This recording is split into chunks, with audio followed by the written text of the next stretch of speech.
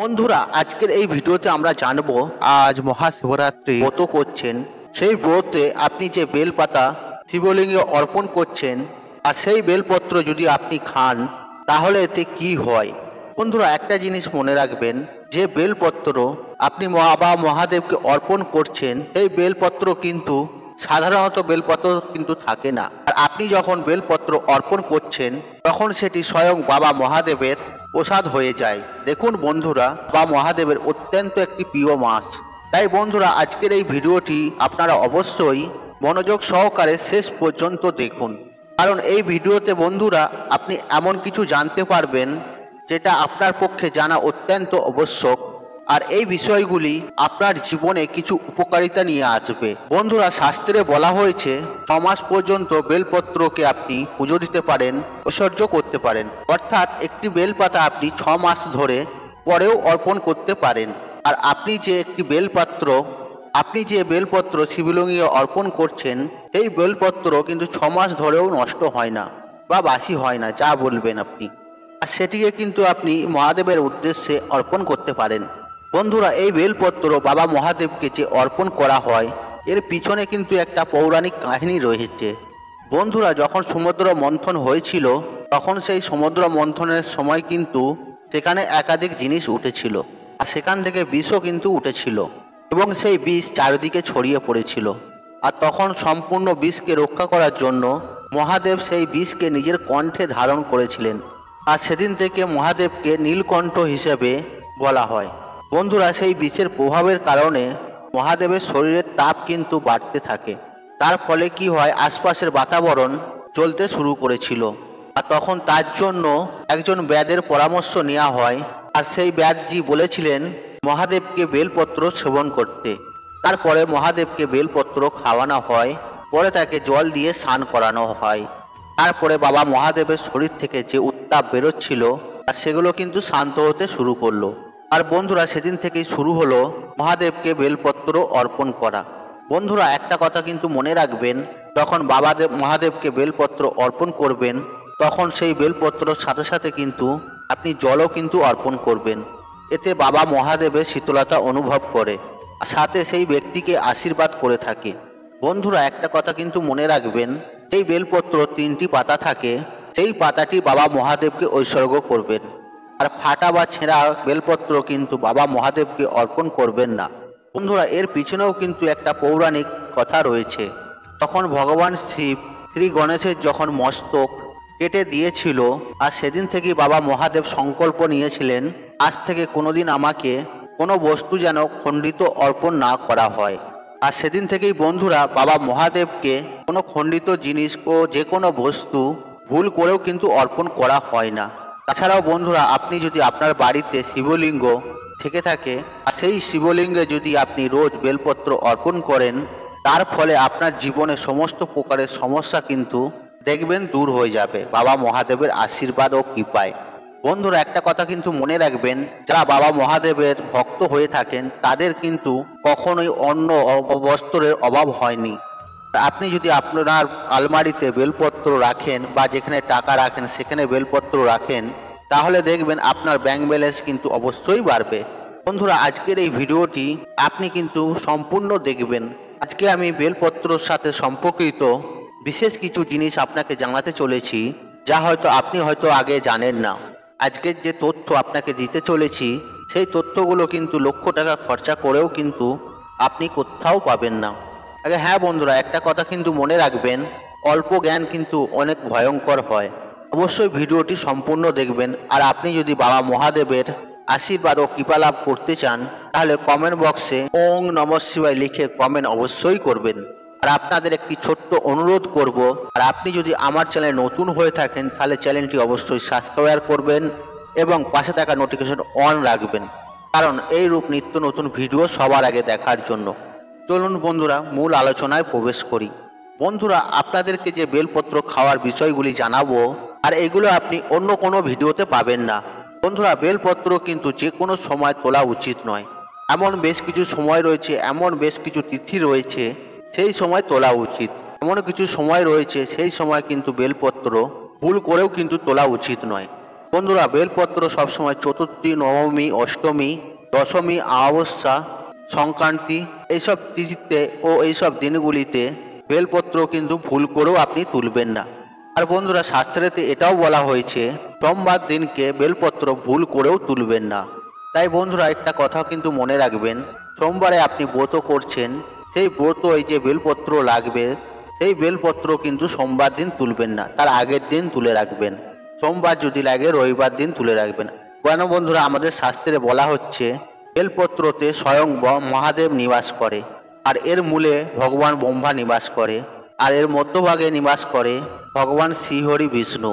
তাই বন্ধুরা, এটা কিন্তু মাথায় রাখবেন, কখনোই কিন্তু সোমবার দিনকে বেলপত্র কখনোই ছিঁড়বেন না বা তুলবেন না, তাতে সেটা যে কোনো মাসের সোমবার হোক না কেন। এছাড়াও বন্ধুরা, দুপুরবেলাতেও এই বেলপত্র তুলবেন না, কারণ আমাদের শিবপুরাণ বলছেন দুপুরের পর বেলপত্র তুললে কিন্তু এতে পাপ লাগে।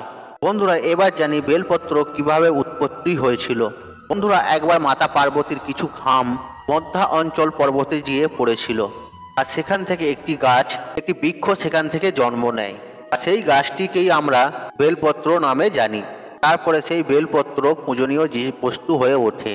দেখুন বন্ধুরা, আপনি যখন সেই বেলপত্র শিবলিঙ্গে অর্পণ করবেন, তখন কিন্তু সেই সাধারণ বেলপত্র কিন্তু রয়ে যায় না, তখন কিন্তু বেলপত্র বাবা মহাদেবের প্রসাদ হয়ে যায়, আর কঠিন থেকে কঠিন রোগও কিন্তু সারিয়ে দিতে পারে।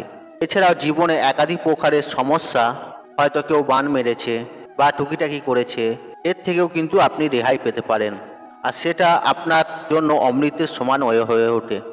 বন্ধুরা, আপনি যে বেলপত্র শিবলিঙ্গে অর্পণ করছেন, আর সেই বেলপত্র যদি আপনি খেতে পারেন, তাহলে আপনার শরীরে যে গুপ্ত রোগ রয়েছে, যে রোগগুলো সম্পর্কে হয়তো আপনি জানেনই না, সেই রোগগুলো কিন্তু এর ফলে নিরাময় হতে পারে। তাতে বন্ধুরা, সর্দি, কাশি, পিত্রদোষ এরকম একাধিক প্রকারের থেকেও কিন্তু আপনি রেহাই পেতে পারেন। বন্ধুরা, যেসব মানুষেরা অজান্তে হয়তো পাপ করে ফেলেছে, সেই পাপ থেকেও কিন্তু রেহাই পেতে পারেন। আমরা এরকম অজান্তে বিভিন্ন প্রকারের পাপ করে ফেলি, যেগুলো হয়তো আমরা বুঝতে পারি না, অজান্তে হয়ে যায়। সেই পাপ থেকেও কিন্তু আপনি এই বেলপত্রর দ্বারা রেহাই পেয়ে যাবেন। বিশেষ করে যে আপনি বেলপত্র মহাদেবকে অর্পণ করবেন, সেই বেলপত্র যদি খান, তাহলে পাপ থেকে মুক্তি করতে পারবেন বা মুক্তি হতে পারবেন। তবে হ্যাঁ বন্ধুরা, আপনি একবার গেলেন শিবলিঙ্গ থেকে বেলপত্র তুলে খেয়ে নিলেন তা নয়, কিন্তু মোটামুটি আপনাকে 2 মাস খেতে হবে। বেলপাতা যে একটি পাতা, সেই একটি পাতা খেলেই হবে। সাথে বন্ধুরা, যে তান্ত্রিক গুণ রয়েছে, সেই তান্ত্রিক গুণকেও কিন্তু এই বেলপত্র খেলে তাকেও শেষ করে দেয়। বন্ধুরা, অনেকেই জিজ্ঞাসা করে, আমি তো মাছ মাংস খেয়েছি, পাপ করেছি, এক্ষেত্রে আমি কি করব? আর এখানে আমি একটা কথা বলি, আপনি যে শিবলিঙ্গে বেলপত্র অর্পণ করছেন, সেই বেলপত্র যদি আপনি খেতে পারেন, ধরুন আগে হয়তো আপনি মাছ মাংস খেতেন, এখন হয়তো মাছ মাংস খান না। ধরুন আগে হয়তো আপনি মাছ মাংস খেতেন, এখন হয়তো মাছ মাংস খান না। আগে যে খেতেন তার জন্য আপনার অনুশোচনা হয়, আর সেক্ষেত্রে আপনি যদি বেলপত্র খেতে পারেন, আর এখন তো আপনি মাছ মাংস খান না, সেক্ষেত্রে কিন্তু আপনি ওই পাপ থেকেও রেহাই পেতে পারেন। বন্ধুরা, এটা কিন্তু শিবপুরাণে স্পষ্ট বলা হয়েছে, আপনি সকালবেলাও খেতে পারেন, দুপুরবেলাও খেতে পারেন এবং সন্ধ্যেবেলাতেও খেতে পারেন এই বেলপত্র। যদি কোনো ব্যক্তি প্রতিদিন বেলপত্র খেতে পারে এবং তার শরীরে ও তার মনে তান্ত্রিক গুণ রয়েছে বা উৎপন্ন হচ্ছে, সেই গুণগুলো কিন্তু নষ্ট করে দেয়। আর বন্ধুরা, শাস্ত্রেতে এটাও বলা হয়েছে, আর বেলপত্র খেলে আমাদের ভাগ্যও কিন্তু শক্তিশালী হয়ে ওঠে। আপনার তাতে যেমনই ভাগ্য হোক না কেন, দেখবেন আপনার যে দুর্ভাগ্য, সেই দুর্ভাগ্য দূর হয়ে সৌভাগ্যের পরিণত হয়ে যাবে। এছাড়াও বন্ধুরা, আমাদের আয়ুর্বেদে বলা হয়েছে যে বেলপত্র খেলে আমাদের রক্ত পরিষ্কার হয়। তাছাড়াও বন্ধুরা, আপনার রক্ত সম্পর্কিত কোনো রকমের কোনো রোগ থেকে থাকে, তাহলে আপনি রোজ 5টি করে বেলপত্র খাবেন। তবে হ্যাঁ বন্ধুরা, প্রথম হয়তো আপনি একসাথে 5টি খেতে পারবেন না। প্রথম আপনি একটা করে খাবেন বা অর্ধেক করে খাবেন, আস্তে আস্তে কিন্তু পরিমাণটা বাড়াবেন। তাছাড়াও বন্ধুরা, যে আপনি শিবলিঙ্গে বেলপত্র অর্পণ করছেন, আর সেই বেলপত্র যদি খেতে পারেন, আপনাদের মনেতে বিভিন্ন প্রকারের ইচ্ছা থাকে, এটা করব ওইটা করব, সেই সব ইচ্ছাও কিন্তু দেখবেন পূরণ হতে শুরু করবে।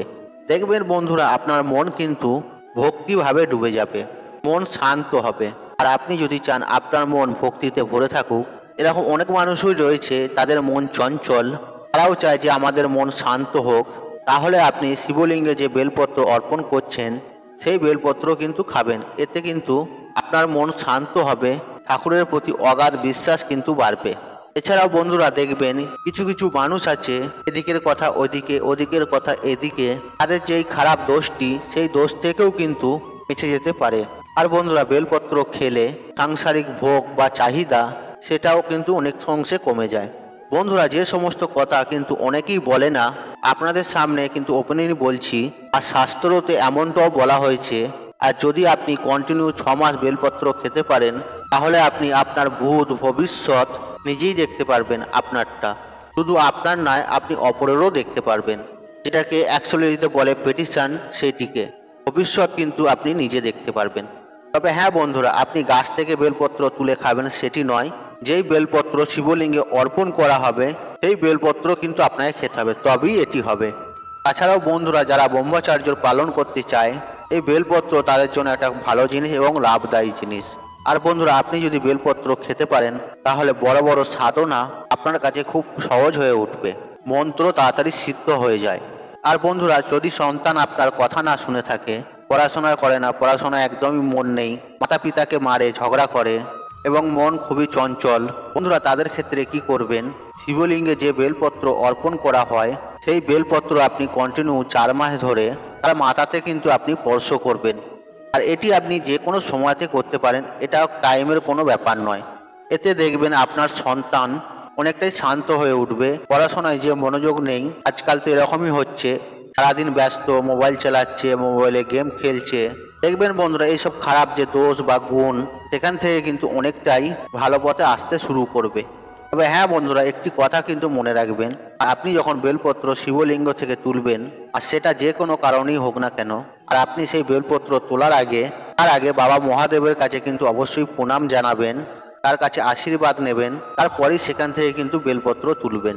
আপনি যে বেলপত্র তুলছেন, আপনার যে বাসনার জন্য, যে ইচ্ছার জন্য বেলপত্র আপনি ওখান থেকে নিচ্ছেন, সেই ইচ্ছের কথা কিন্তু মহাদেবকে অবশ্যই জানাবেন। এছাড়াও বন্ধুরা যাদের নবগ্রহর সমস্যা আছে, যেরকম ধরুন বন্ধুরা শনি, রাহু, কেতু, এরকম বেশ কিছু গ্রহ নিচু স্থানে আছে বা অশুভ পরিণামে আছে, এই সমস্ত যে নিজ গ্রহ তাদের থেকে রেহাই পাওয়ার জন্য তাহলে আপনাকে কি করতে হবে, আপনি যে বেলপত্র অর্পণ করছেন সেই বেলপত্র রোজ 5টি করে খান, লাভ কিন্তু নাহলে উপকার কিন্তু অবশ্যই পাবেন। আর এটা বন্ধুরা মোটামুটি ধরুন 1 মাস খান, এতেই আপনি ফলাফল পাবেন। এছাড়া বন্ধুরা অনেক সময় যে কি হয়, আমাদের যে কুল দেবী বা দেবতা রয়েছে তারা অনেক সময় ক্রোধিত হয় আমাদের কোনো ভুল কারণের জন্য। সেক্ষেত্রে যদি আপনি মহাদেবকে ঐশ্বর্য করতে পারেন, এই ঐশ্বর্য করা বেলপত্র যদি খেতে পারেন, তাহলে দেখবেন আপনার কুল দেবতা অবশ্যই কিন্তু ভালো ফল দিতে শুরু করবে। আর তিনি যে রুষ্ট ছিলেন দেখবেন তিনি শান্ত হয়ে যাবেন। তাতে বন্ধুরা দৈহিক কষ্ট বা শারীরিক কষ্ট, যাদের ধরুন হাঁপানির কষ্ট আছে, সেখান থেকেও কিন্তু আপনি মুক্তি লাভ করতে পারেন। বন্ধুরা আমি আপনাদের ঘরে যে ভিডিওতে যতগুলি বেলপত্র খাওয়ার কথা বললাম, আপনাদের ঘরে অতগুলি খেতে হবে এমন কোনো মানে নয়। আপনি যতটা খেতে পারবেন ততটাই খাবেন। আপনি একটা খেতে পারলেন একটাই খাবেন, অর্ধেক খেতে পারলেন অর্ধেকই খাবেন।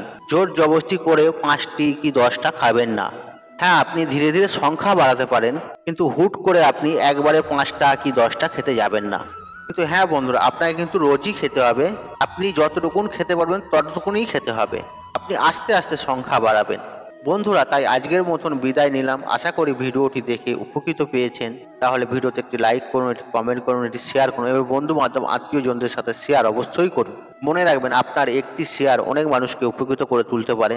আর আপনি যদি আমার চ্যানেলে নতুন হয়ে থাকেন তাহলে চ্যানেলটি অবশ্যই সাবস্ক্রাইব করুন এবং পাশে থাকা নোটিফিকেশন অন রাখুন, কারণ এই রূপ নিত্য নতুন ভিডিও সবার আগে দেখার জন্য। ঈশ্বর আপনার মঙ্গল করুক, আপনি সুস্থ থাকুন, নিরোগ থাকুন ও আপনার দিন মঙ্গলময় হোক।